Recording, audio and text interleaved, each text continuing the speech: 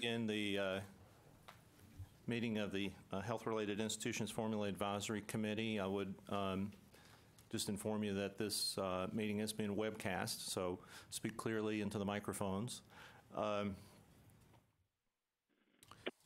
So the first order of business will be to consider approval of the minutes from the August 12th meeting.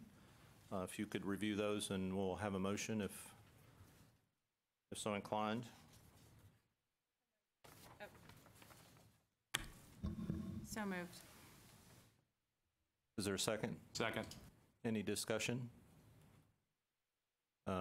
Show for a vote. All in support?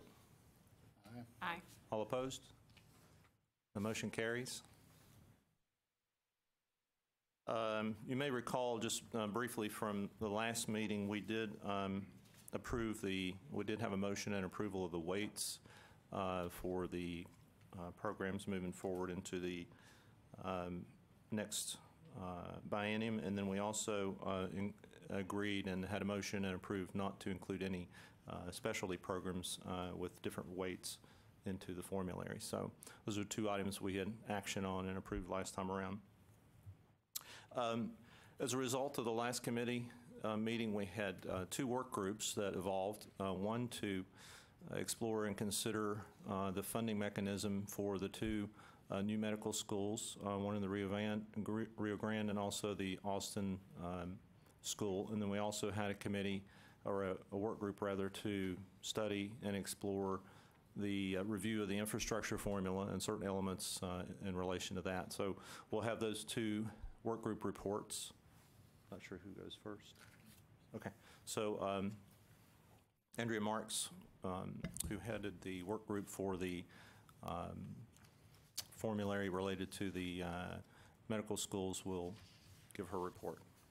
So the work group met once since the last meeting via teleconference, and we decided to put together some guiding principles for an HRI formula funding model. You have those before you.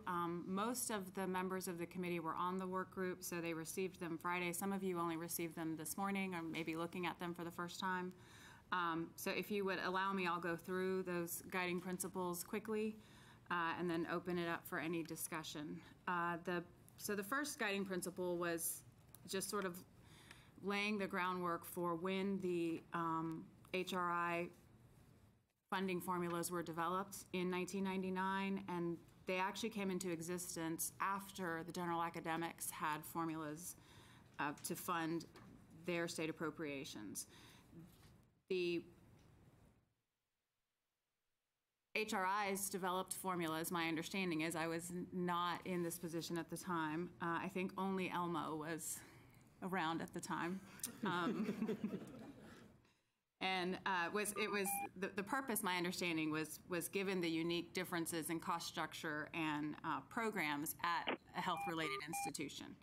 So the guiding principles that the work group came up with are laid out before you, and essentially we believe that the funding model was developed with health science centers in mind because of the concentration of discipline in programs in the health-related fields. Those institutions are by nature different in size, scope, infrastructure, and in research concentration than a general academic.